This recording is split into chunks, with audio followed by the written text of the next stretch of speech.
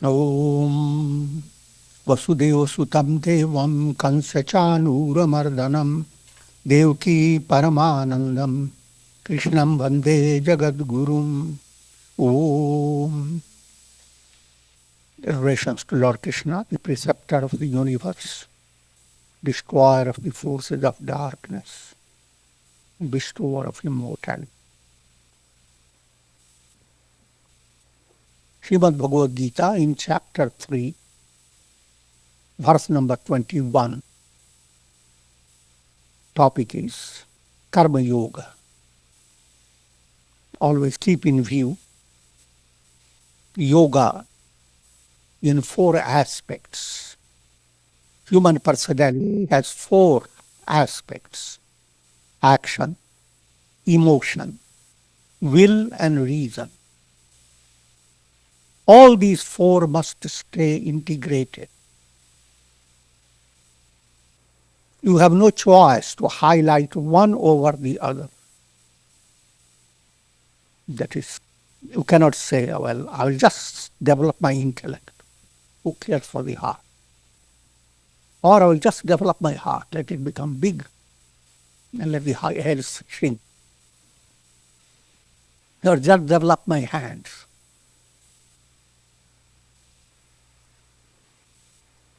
Another point to understand, if you are developing any one of the 4 in a profound way, the other 3 will develop automatically, whether you like it or not. If your action becomes magnanimous, it's Karma Yoga. Automatically your feeling will become profound. Your willing will be in harmony with God's will. Your understanding will shed all illusions and go beyond your ego. So, it's a wastage of time. People who go on having the conflict between the 4 yogas. There are people who are surprised.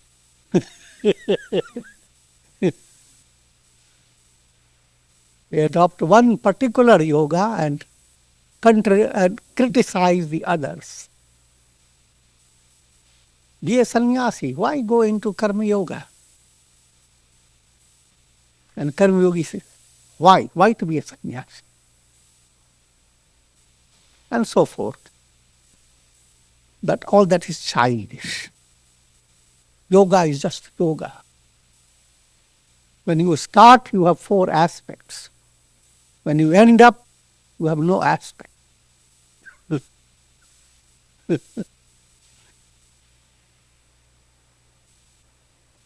This great error about action and inaction, that error is, Krishna is trying to shed light on it and to remove that error.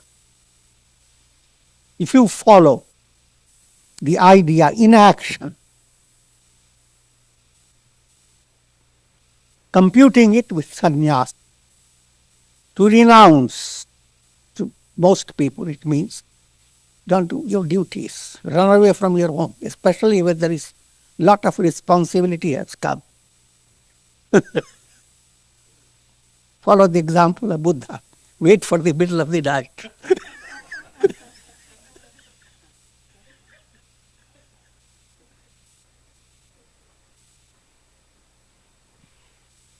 Inaction is as bad as action.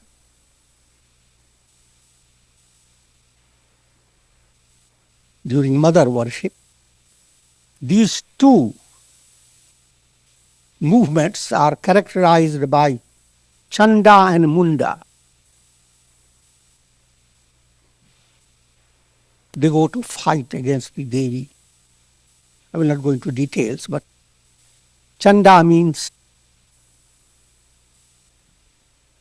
mind focused on doing action and nothing else counts.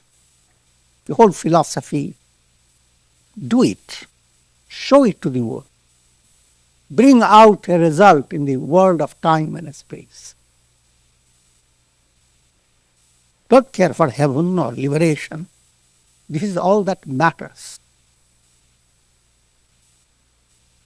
Nivritti, wrongly viewed, is absolute inaction. Do nothing. Go into a cave. Learn the art of hibernation.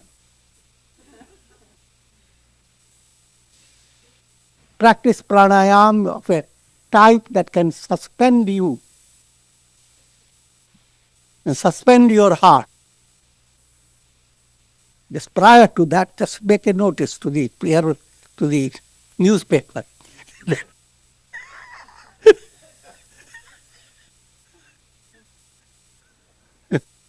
And they keep a data on it. When did you go? And how long did you stay in suspended animation? And a tremendous acclaim. Such a yogi stayed in samadhi for such a long time. So much so we have descriptions of months and years. People stay buried. All that is very impressive to the mind. But none of the two is real yoga. If you just cut off all action and stay quiet, that's not yoga. That's not jnana. You are making a fool out of yourself.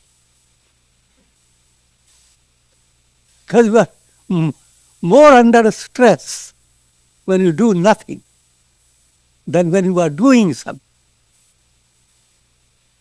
And then just going on doing without having an inner reflection or insight, that's another.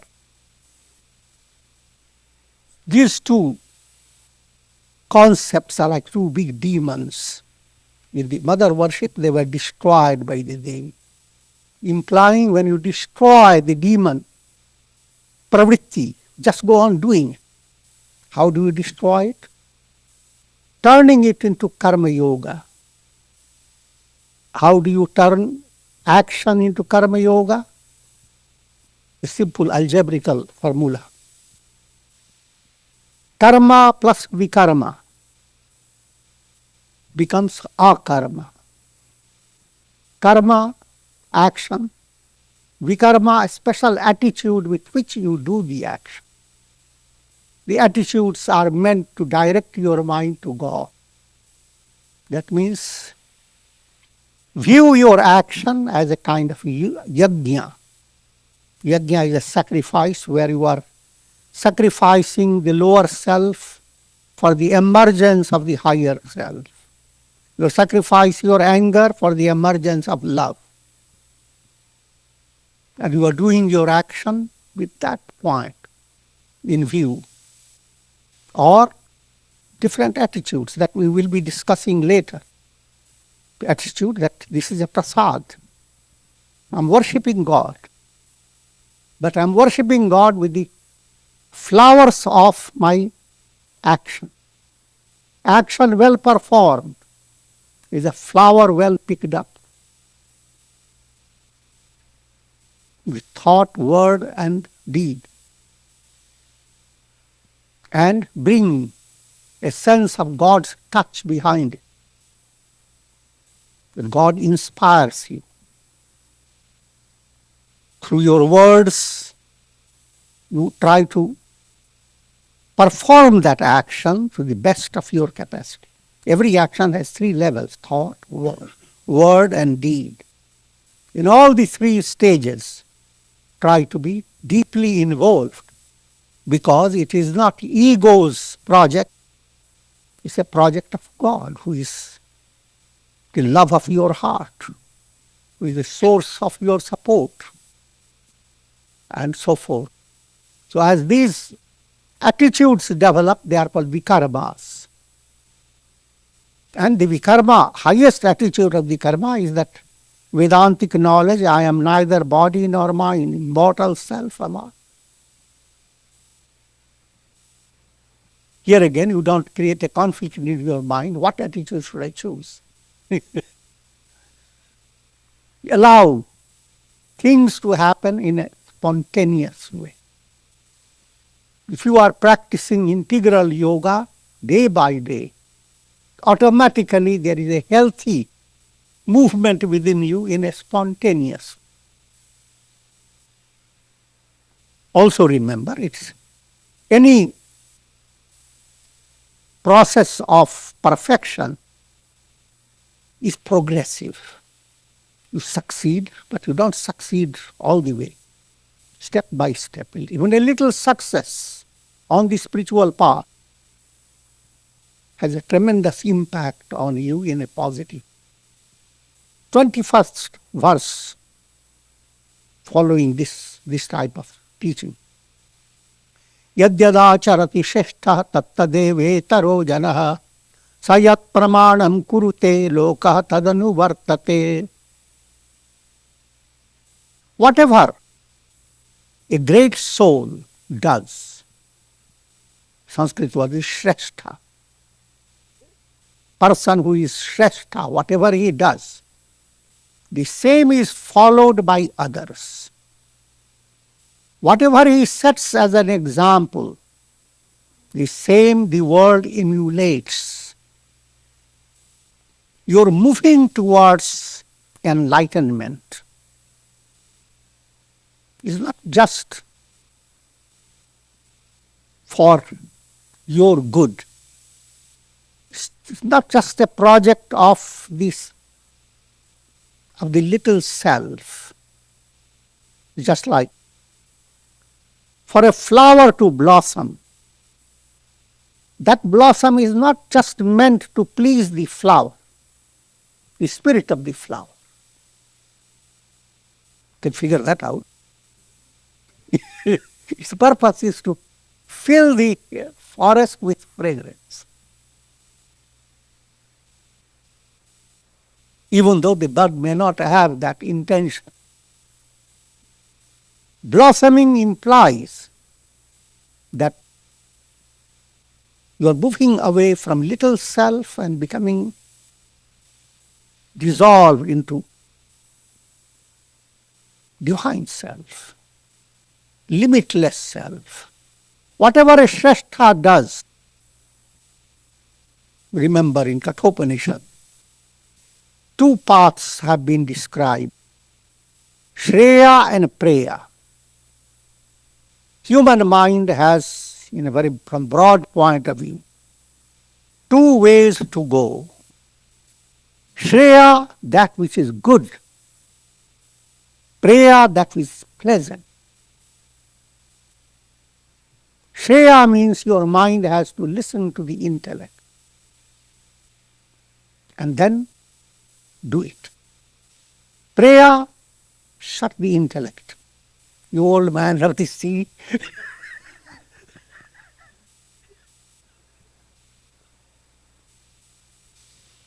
And go after the sense. Every moment in your life that question comes into your mind. Preya and Shreya. Early in the morning, you are in deep sleep and feeling quite warm with your bed.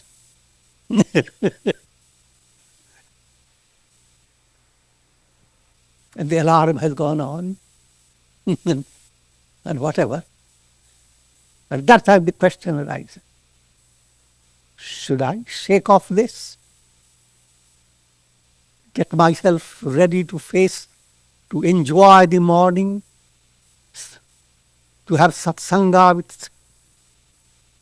with birds, etc., to have divine twitters? Or should I stay covering up the face, shutting out even whatever little oxygen is around?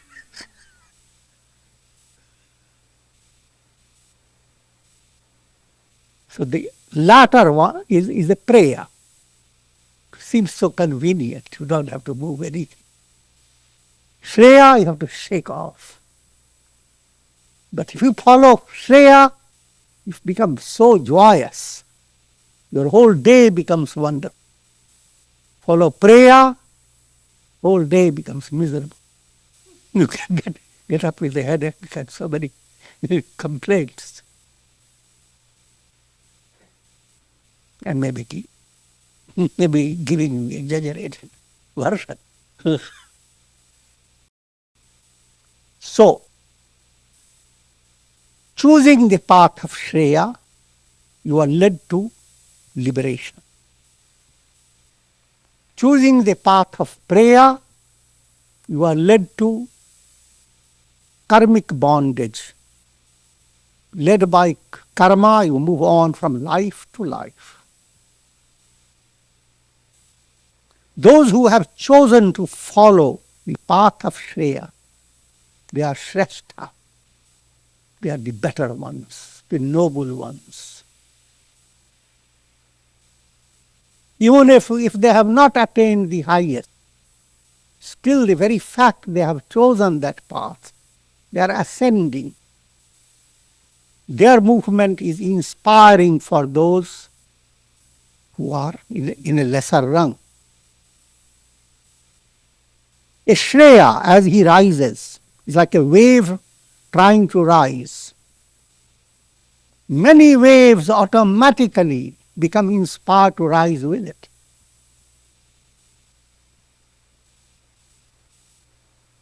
So whatever a Shrestha does, others follow that example. The life and deeds of one who is following the path of Shreya becomes inspiring for others. And whatever he sets as an example, the same the world emulates. Always people want to receive inspiration from those who have been great.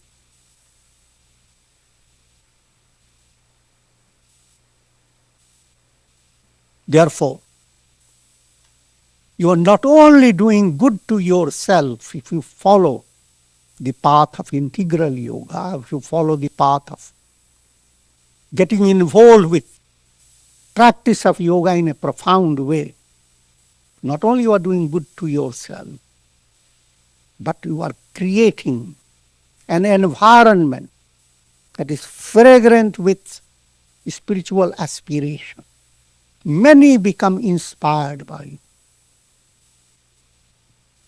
Naturally, therefore, you get the credit of the punya karma.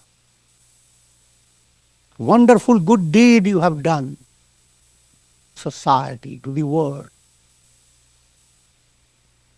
But there again, you have to understand, for one who is moving towards God realization, good karma is not meant to lead him to heavenly experience. Good karma for him implies he has more opportunity to purify his heart and move away from karma, move on to God realization. Same karma, if you are just doing your duties or creating your actions in such a way that they become punya karmas, virtuous actions. But if those virtuous actions do not impact upon your ego, if they do not render your ego sattvic, implies that all the good karma you are doing, you have the concept that they are going to bring me lot of money, lot of pleasure, lot of glory. But what is not, you are not thinking that they will bring me transparency of the ego. They will make me humble. They will turn my heart to God. They will dissolve my individuality. So when punya karma within you comes to that rung, then that's the real virtuous deeds. Otherwise, your virtuous deeds are relative. They are Vibhishana working with Ravana and Kumbhakarna prior to meeting with Rama, those who have studied Ramayana. Same Vibhishana, Sattva, was powerful aid to Ravana and Kumbhakarna. And they created a terrible demoniac city. But later, that Vibhishana moves away, turns to Rama. So when sattva within you continues to help rajas and tamas, that sattva apparently, in appearance, people will say, that person is so magnanimous, so charitable. And the person wants to receive that praise. And he goes on looking to newspapers. Where is his praise being sung? And all that praise makes him more and more bonded with his ego. So that is not the type of virtuous karma that we teach. We're turning your attention to virtuous karma blended with a process of removing ego or turning the ego transparent, turning your ego humble, with the goal of not experiencing a world of time and space. The goal is liberation. All that is implied in the statement. Those people who are Shrestha, great souls, whatever a great soul does, same is followed by others. Whatever he sets as an example, the same the world emulates. Again, at mass level, there is a strange psychology. People may fall for negative things, but in the long run, masses have a smell for the reality. In other words, great men like Jesus, Buddha, Krishna, Rama, the masses didn't recognize them in the beginning. But with the passage of time, they are recognized the most, and many others who came and went, they are not recognized. Few words of great men continue to ring in the ears of all. Blessed are the poor. Blessed are the humble. Blessed are those who see God everywhere. Siya Ram Main Sab Jag Jani. Simple things. And the masses have that instinct to know what is real. That instinct becomes effective in course of time. So the idea is that people begin to follow great men. Great men, those who are following the path of Shreya. And it becomes a source of inspiration. Na me parthasti kartavyam trishulokeshu kinchana nana vaptama vaptavyam vartayeva cha karmani. O Arjuna, I have no need to perform any work in the three worlds because there is nothing to be attained by me. Yet I keep myself engaged in action. The statement has different angles. From a simple point of view, Krishna represents avatara, God incarnate. So whatever he is talking about, he is talking about God. God is one who is absolutely fulfilled. Does he depend upon any work? Is he waiting for something to happen? If that is so, then he is not perfect. And yet, everything that happens in the three worlds, of course, always gives you a sense of looking into the physical world with earth down here, sky up there and then millions of stars. That's not real loka. Lokas are three planes of experience, that every one is composed of three planes. Gross, experience through your senses, in contact with objects of the world. That's one world, a different type of reality. Then experience with your feelings. That's another world. An experience with your clarity of understanding and blossoming of your intellect. Inspiration, intuition, all that experience is another world. All the three worlds are with you. You are a blend of all this. But while all this blends, your goal is that intellect turning into intuition. That is the highlight of the worlds.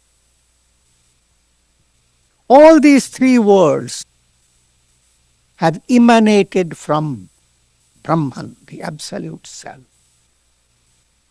For easy understanding, think of the sun as Brahman, God. It is God, sun, gives rise to illumination in the level of clouds. Clouds have one type of illumination. That's the Swarloka.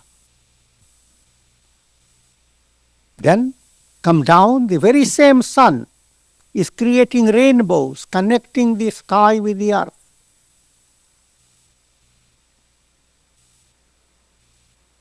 And the very same sun has a different type of effect on the earth with the solid earth, creating reflections in wherever there is jars of water, and so forth. But while the sun is doing all this, in reality the sun is not doing anything.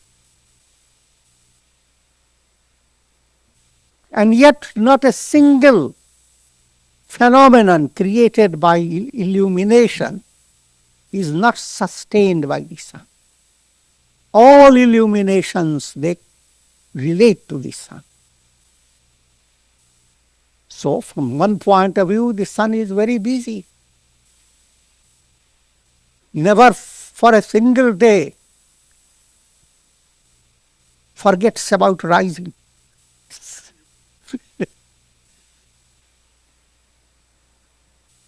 There is absolute precision of sunrise, sunset, absolute precision in nature. Water follows its molecular formula no matter where you go. It's always H2O. It never forgets. In the divine world, everything is precise. Everything has been intelligent, sustained by knowledge. Behold the lilies, how do they grow? Everything has a knowledge behind it. Perfect precision. Who does it? God. Why does he do it? He doesn't need anything from all this. Why does the sun create all the rainbows? Sun doesn't need this. The creation of rainbows is from the point of view of conditioned mind. If your mind is enlightened, you will not be seeing the rainbow. But as long as you are not enlightened, all that you are encountering are in divine plan. Everything, big and small. Even a leaf fluttering in a tree, and you looked at it. Certain karma connected with it. Nothing that happens is just because you happen to be there. Because there is intelligence behind it. Nothing happens by chance, not even the slightest thing. If that is so, then liberation itself would become a matter of chance. And if that is so, what type of world will be? There will be no room for God. There will be no room for real self-effort and sustained devotion. Because all that would mean that simply find yourself a chance. Be in a certain place where suddenly something going to happen. Just be born through a particular family and you may become king or you can become a saint, whatever. So I have no need to perform any work. Yadi hayam na varteyam jatu karmanyatandritah mabvartmanu vartante manushya partha sarvasha. O Arjuna, if I did not engage myself tirelessly in action, human beings would follow my example in every way possible. Firstly, turn your attention to the avatara, Krishna as avatar, or consider Krishna as the ideal enlightened personality. Look at his life. From his early days, he was a person profoundly involved in doing different types of activity. He tended cows, he helped gopis in various ways, and later, when Pandavas performed a big yajna, and he was asked, what type of job will you have? He took the job of washing the feet of the guests. All this setting an example. Later he becomes chariot driver for Arjuna and driving the chariot, helping the horses whenever they were tired, exhausted, to give them food, water, even massage their body. That was the avatara, Krishna. Humility incarnate. Therefore, when you turn your mind to these great personalities, ideal enters into the example. I should be also follow that example. The example of Buddha, example of Christ, example of Krishna. And come down to any level, wherever you have met a saint or saintly person, wherever you have met a good person, follow their example. Be inspired. And in turn understand you also should become exemplary. Set an example for those who are around. Share. That also is very natural to human beings. If you know some secret of good health, what do? Immediately you begin to share with them. Likewise, when you have the secret of inner joy, immediately you begin to share with others. Good things shared more and more, that benefits you most.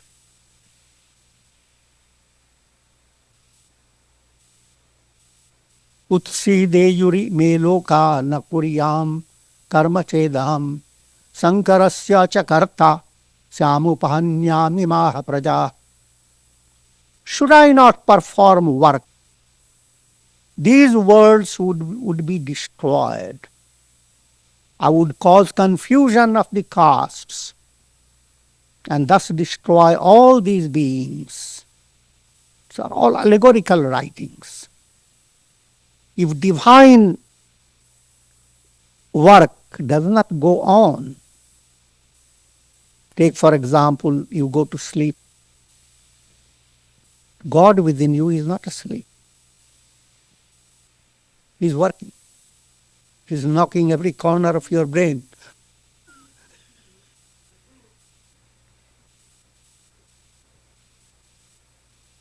You are keeping accounts of all your impressions. Where should your impressions go? Your unconscious, your subconscious, your nervous system, your pranic energy, the need of countless cells that are hungry for something. Who is doing it? So while you sleep, God is doing all those things. And even while you are awake, your wakefulness is just a little particle of dust. It's God's wakefulness that all that counts.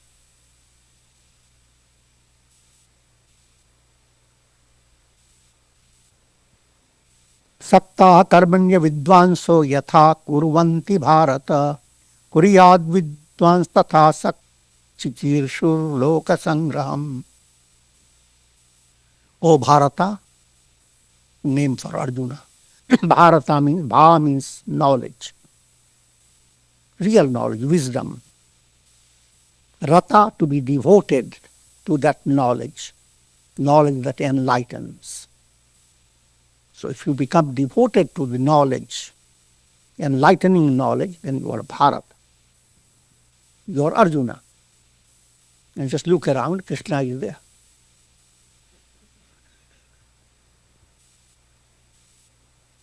The moment there is deep devotion to knowledge, God within you begins to play the role of Krishna. You begin to play the role of Arjuna. And you are being guided. O Bharata, while the ignorant perform action with attachment, the wise should also perform actions but without attachment. And for the well-being of the world, for the good of the world. Sarva bhuti hite rata. Attachment is of two types. Attachment that keeps you focused on your body. I am this body-mind complex. How can I flourish as body-mind personality? Swadeha Sakti. That asakti is a glaring type of attachment that every embodied human being continues to have. Another asakti is Jagat asakti. Attachment directed towards the world. So many things happen in the world, and your mind continues to be involved in them. In modern times, with all this progress of technology, you know much more of what is happening thousands and thousands of miles away than what's happening right here, a few miles around. And the mind is constantly attached to it. Both types of asakti is based on ignorance. Attachment to body, that doesn't help your body.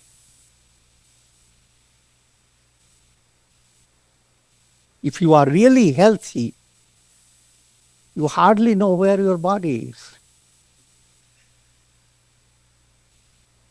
True health brings to your mind a sense, I am not the body. Therefore, when we say, do not be attached to body, that doesn't mean that you ignore your health. Rather, go after your body, practice yoga exercises, etc. Go on doing it until you feel you have no body at all. No pain, no discomfort, No complaint coming from the body. And that puts your mind into a different position. I'm not the body. The Deha Sakti. Asakti does not nourish you. Attachment simply fills your mind with lots of stress, diminishes your strength. On the other hand, when asakti moves away, goes on moving away, and you become more and more attached to God within you, then you find the role of your body. You find also source that sustains your body. The miracle of life comes from God's presence. So, bodily attachment, that attachment begins to move away. And attachment to the world. Constantly mind is harassed by why certain things are happening in a certain part of the world. And so many things. This world gives you lots and lots of materials for your mind to work upon, positively or negatively. But all that should be viewed by you just like the sky views clouds. Clouds come and go. The sky is untouched. That's called anasakti. While the ignorant perform action with attachment, this is the nature of those who are ignorant.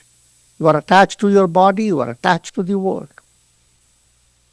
And there are numerous ramifications of this two-aspected attachment. Naturally, everyone is doing action led by that attachment. But if you are wise, you also continue to perform actions. But actions without attachment. Here one has to understand. Great actions, actions of great value, become possible when your mind does not hold the illusion, I am the body. Not even the illusion of I am doing it. If you follow simple psychology, watch people who are expert in any type of knowledge, arts, performance. And when you see them performing their best, at that time they are not aware that they are performing. Their ego is absolutely down. Only afterwards, oh, did I do that?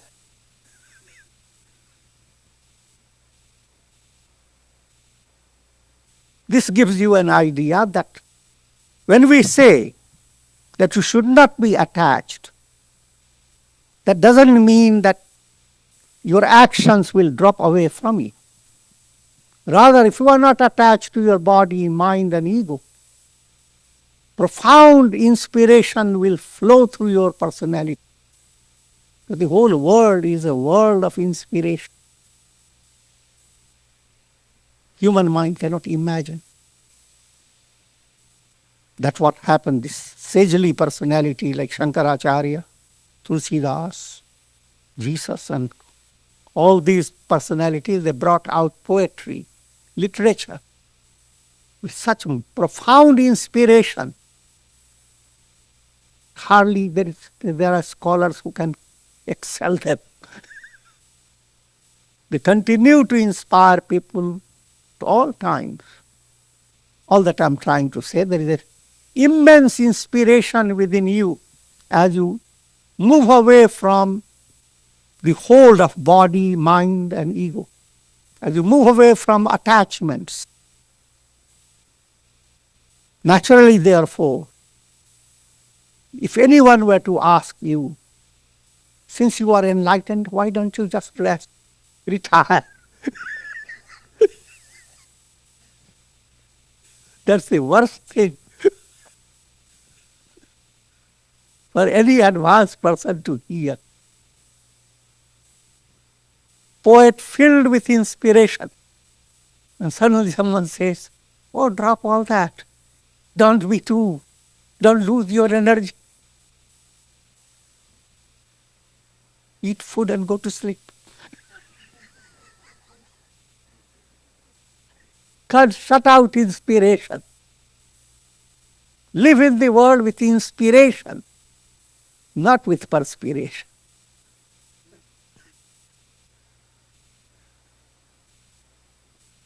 That's the message of Karma Yoga. And with this, I'm going to conclude. Oh, Shanti, Shanti.